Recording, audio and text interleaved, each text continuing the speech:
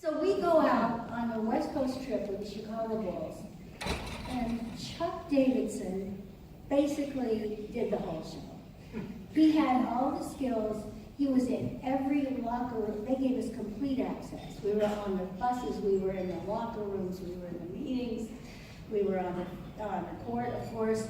And Michael, it was called Jordan and Company. And Michael would come right up to the camera and talk. I didn't have to do anything. I did nothing. I mean, really. And at the end of it, we had one of the best shows we've ever had. And it's just one example of Chuck's talent that the players and the coaches and myself and Johnny Morris, my boss, we all loved him and loved to be with him. And that is really an honor for me to introduce Chuck. But first, we'll let some other people tell you how much they like him too. We have a video. Here it comes.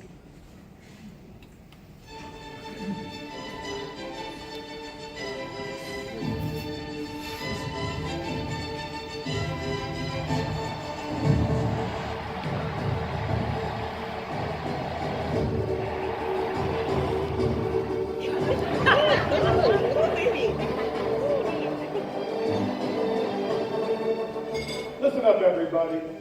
This is a big year for us, and we have to be at our best. That's right, we all have to be at our best. I want you to be just like Chuck Davidson used to be. That's right, one of the all-time greats. I need everybody on point this year. Chuck Davidson? That's right, he's a legend. Oh my gosh, Joe, you think we could be like Chuck Davidson? I don't know what to work on. Chuck is pretty special.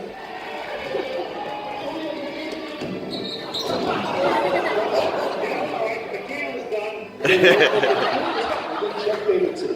After working in Michigan for 20 years, Chuck's TV career returned him to his hometown of Chicago in 1985. He quickly earned a reputation as one of the best sports cameramen in the business. Chuck was at the top of his game at all times because I really felt like he was also a producer. You know, he had a feel for what I needed. You didn't have to tell him each shot you have to take. You know, that's how he's a sportscaster. So Chuck Davidson does belong in the silver circle. And Chuck, for another reason too, that's because you saved me from getting into a couple of fights. As the old saying goes in this business, without great video, television is just radio with lights. And the one thing about Chuck Davidson is that he is what every journalist should aspire to be, and that's a storyteller, and he did it through his camera, much more than just a cameraman or photographer. He was a true storyteller. Wherever Chuck was on the sideline, he was like the Pied Piper. You'd see all the other photographers running behind him because they knew wherever Chuck was, that was going to be the best spot and the perfect angle. Three's like here going in, and five is up here like this. In 1988, then Bulls head coach Doug Collins granted WBBM-TV unprecedented media access on a West Coast road trip.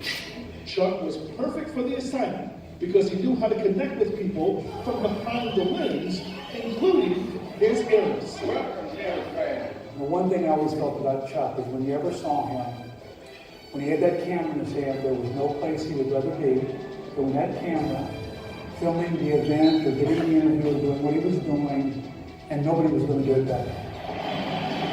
Chuck, when he gets that shot, is equivalent to when Michael Jordan hits the game-winning shot. Chuck spent 30 years capturing iconic images in Chicago sports history, most notably 6 Bulls championships, a White Sox World Series title, and 3 Blackhawks Stanley Cups. Let's go for it!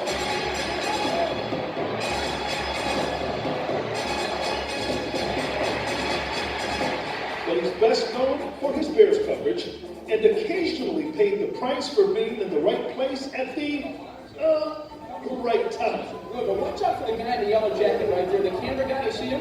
That's our own Chuck Davidson.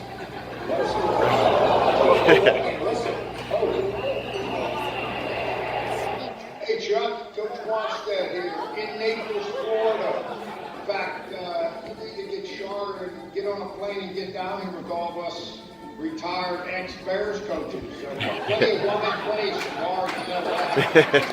Always top professional with me, with my family, with my did during my time at the Bears. I'm so happy for you. Congratulations. Enjoy the night. Oh, Chuck! What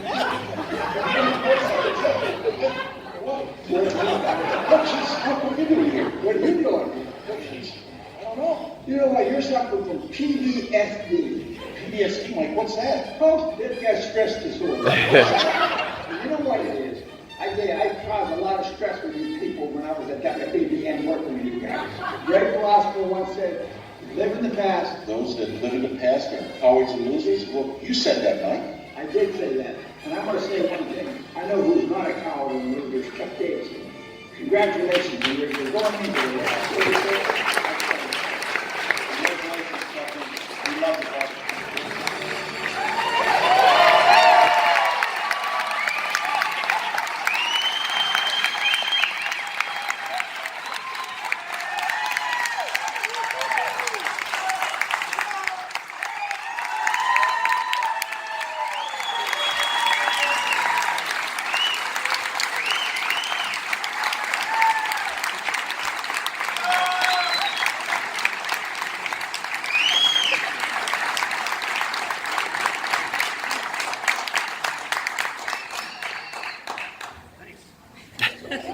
Oh, hi, everybody.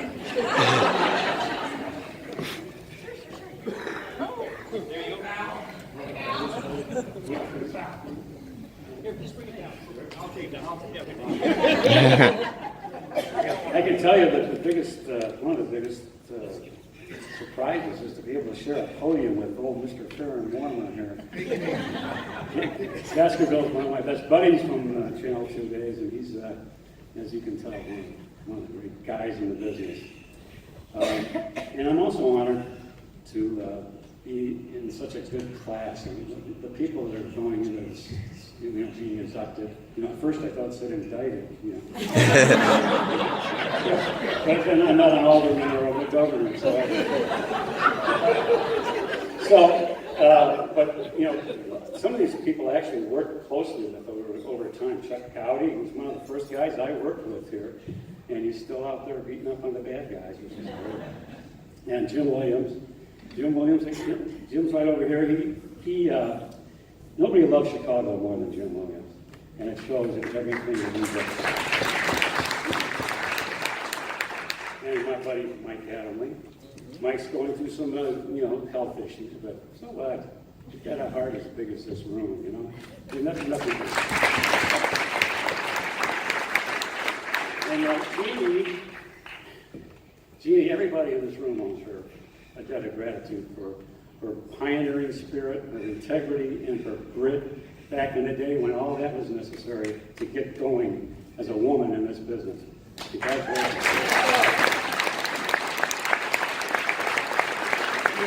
to hurry up to get through this. Jeannie and Mike are only two of the great sportscasters that I work with. I've got a list of them here. Listen to this. This is Jim Rose, Brad Palmer, Tim Weigel, Jim Barry, Mark Malone, Dan Jiggis, Rich King, my golf buddy, Laurie McFerrin, who went to the dark side. He's doing news now.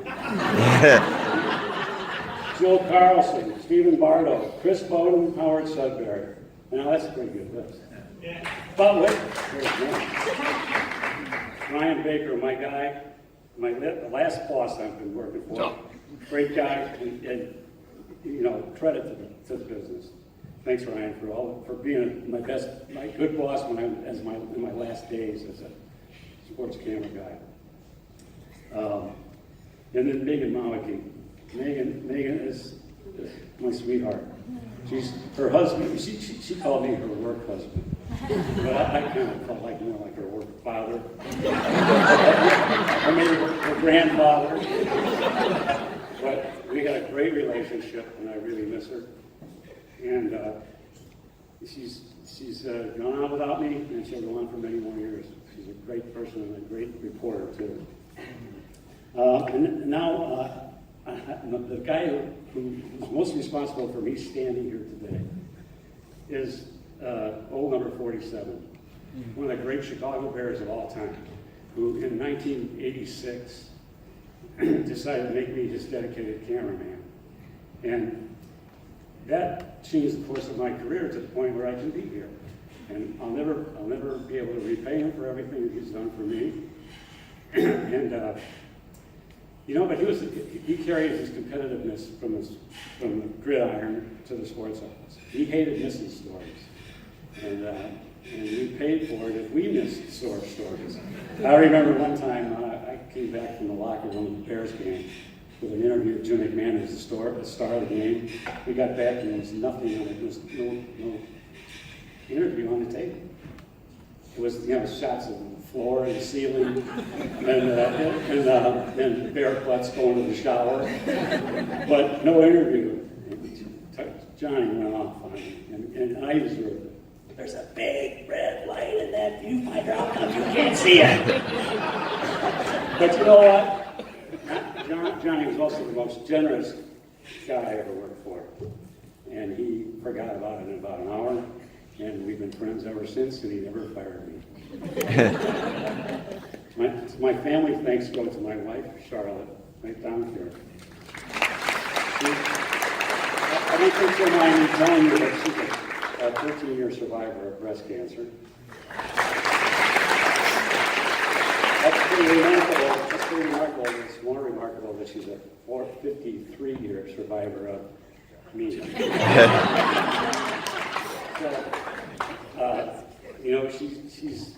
She humbles me when I need to be humbled.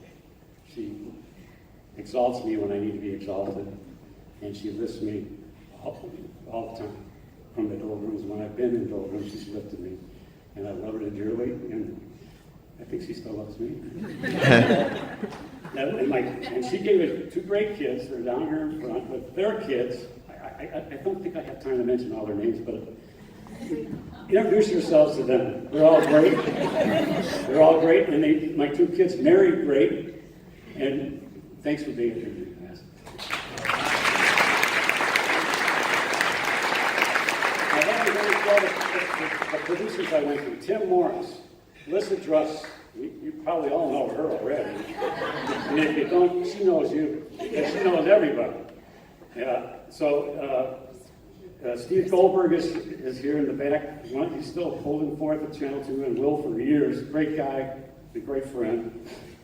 Bobby Vasilopoulos, the world's greatest, you saw him up there, the world's greatest field producer. He's, his motto is, rules, what rules? And if you want to get it done, Bobby will get it done. He's my best friend in the business, and I love him. And finally, Krista Ruck, who is she's kind of my soulmate, my sports soulmate, because we talk late at night lots of times, even now. And she's a workaholic. She loves sports, and I love her. Thanks for being here.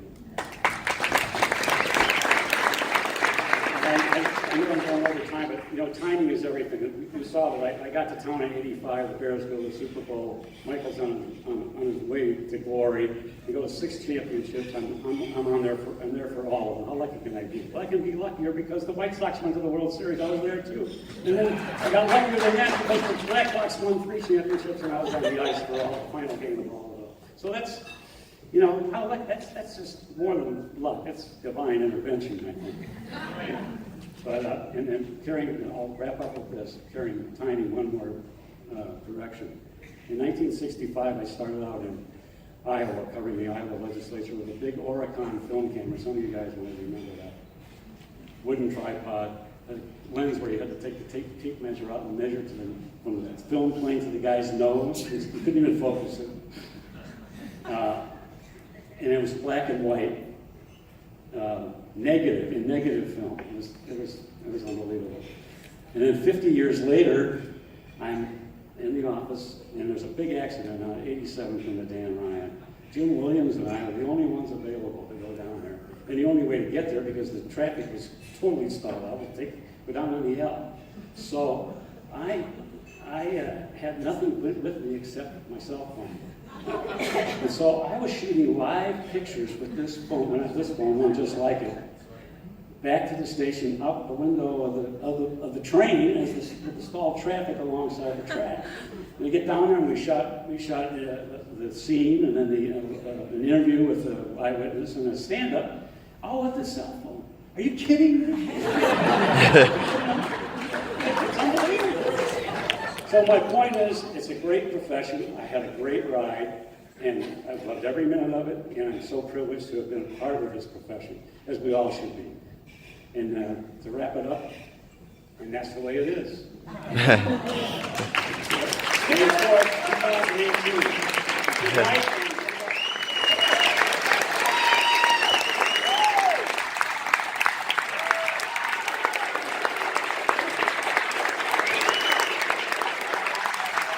Ha